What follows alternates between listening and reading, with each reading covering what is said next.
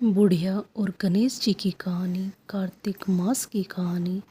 बहुत समय पहले की बात है। किसी गांव में एक बुढ़िया रहती थी।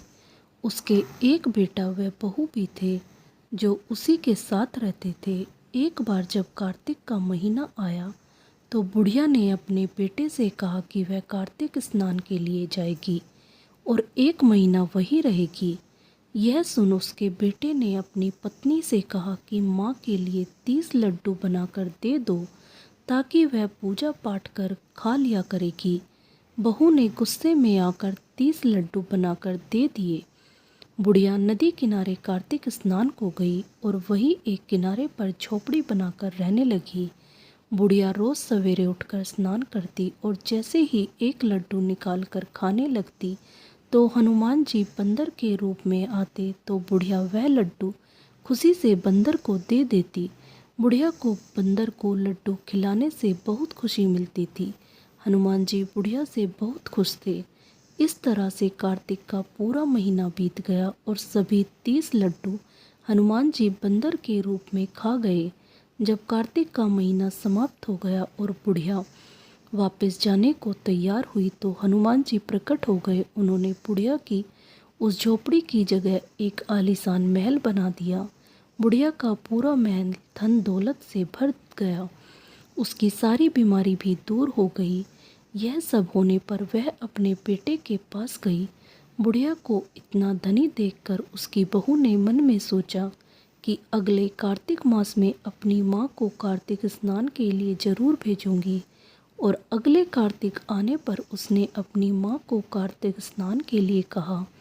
उसने बहुत प्यार से पूरे 30 लड्डू घी व बहुत सा मेवा डालकर अपनी माँ के लिए बना कर दिए।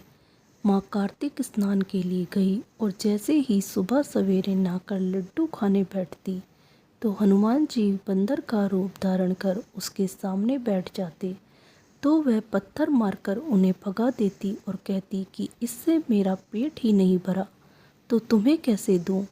उसका रोज का यही क्रम 30 दिन तक चलता रहा। जब कार्तिक का महीना खत्म हो गया तो हनुमान जी फिर से प्रकट हुए और उन्होंने बहू की माँ की झोपड़ी को कूड़े में बदल दिया और उसकी माँ को डुक्कर बना दिया। इधर कार्तिक का महीना समाप्त होने पर बुढ़िया की बहू ने अपने पति से कहा कि कार्तिक का महीना समाप्त हो गया है, आप मेरी माँ को गाजे बाजे के साथ ले आओ।